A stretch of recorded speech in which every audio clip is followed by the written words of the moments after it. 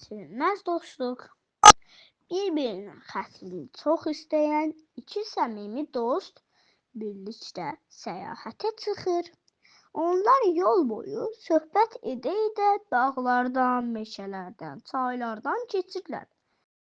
Uzun yol dostlardan birinin ürəyini sıxmağa başlayır. Dostunun sözləri onu əsəbləşdirir.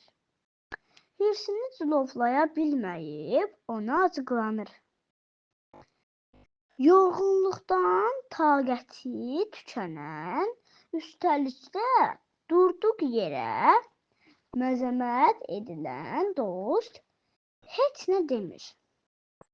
Aşağı əyilib yerdən bir çubuq götürür və qumun üstünə yazır.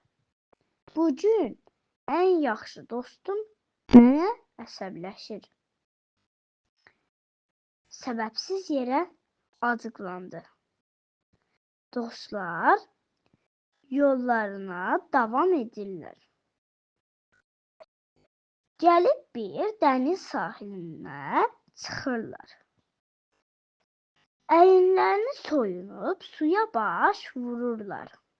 Bu zaman tənbih olunan gənc boğulmağa başlayır. Bunu görən dostu özünü yetirib onu xilas edir. Sahilə çıxdıqdan sonra boğulan dost cibdən bıçaq çıxarıb sahildəki qayaya yaxınlaşır və daşın üstünə bu sözləri cızır. Bu gün ən yaxın dostum məni ölümdən xilas etdi. Axşam düşür.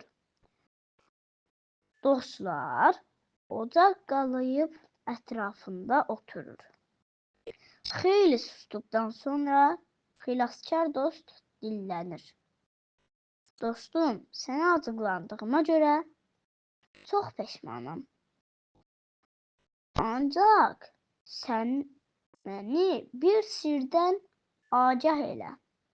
De görün, nəyə görə sənə acıqlananda bunu quma üstünə yazdın, amma dənizdə xilas edəndə isə daşın üstünə həc etdin. Dost gülümsəyib deyir. Sən mənə acıqlananda bu gün ən yaxın dostum mənə səbəbsiz yerə acıqlandı sözlərini quma yazdım ki, əsən küləklər yazını silib aparsın və sənin bu hərəkətini tezliklə unudum.